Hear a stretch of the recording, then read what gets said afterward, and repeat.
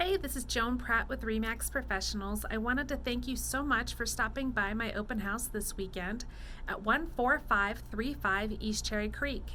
In case for some reason I wasn't able to get you all this information, I wanted to follow up with a few pertinent, important details. So one of them is the property is located, it has 36.98 acres. That does include a 2-acre driveway that's kind of a flag lot shape. In the front of the property, towards East Cherry Creek on the east side of the property, the owners have a 35-acre parcel that is available for sale as well. That is currently priced at $360,000. You could either buy them together or you could purchase that separately. The next thing is the barn, the arena, and the garage are all Morton buildings. Morton. I suggest if you have interest in this property, you should look up those buildings. They have a very, very good reputation for being quality built, and they are not inexpensive. So take a look at that. The next thing is we do intend to sell the property with a working well and a working septic. So don't worry about having those as being part of the as is. We are already in the works on getting all that fixed up. It's in good shape now, and we just have a few things to get that figured out. There are actually 3 septic systems on the property.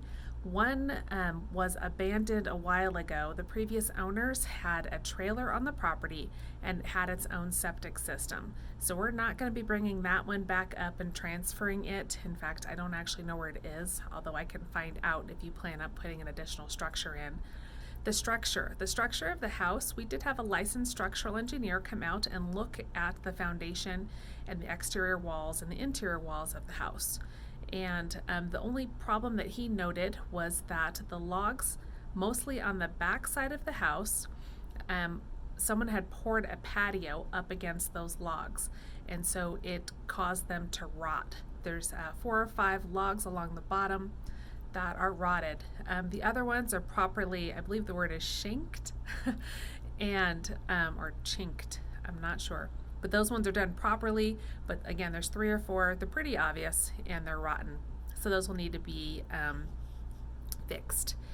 So the property was purchased by a husband for him and his wife to live in, and the wife came out and saw it and fell in love with the land, and then the house just was not a good fit for her. So she did gut that master bedroom area because she was going to be building her dream master bedroom. I do believe that before that it was some type of a family room and a bedroom. There's that half bath in there in addition to the full bath with the bidet. So that's kind of the story on that. So she decided she didn't want to live there, and then they moved in some family members that loved 4-H and equestrian, and moved them in. Shortly thereafter, they had some changes in the familial situation. The grandma stopped in.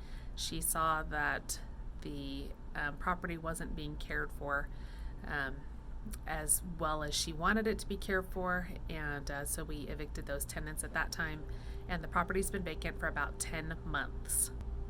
I think that's really everything for now. It does back up to that Flying Horse Ranch that you see off of the East Palmer Divide.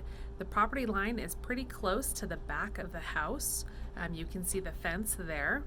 There are solar panels that this owner put in, and you probably mostly everyone heard my spiel about the glass windows. So the front windows of the house that are peaked with glass, she had those all removed and had to rebuild them because they were deteriorating since the house was built in 1984. And so had them all rebuilt and replaced the windows in the whole home at that time. So we've not had the roof checked out yet. It is a metal roof, and my normal roofing contractor doesn't do inspections on metal roofs, but we will be getting someone to check that out. We just don't have that information just yet. There are no adjudicated water rights, but you do have well rights with having at least 35 acres. And the well rights allow you to water your animals, to have it for your household use, and then also for irrigating, for using 1 acre foot a year of water for irrigation. So hopefully that information helps answer a lot of your questions. And we would love to be your resource for any other questions you might have. Feel free to reply to this email, and we will get you some answers. Thanks for stopping by this weekend. Thanks for watching, and make it a great day.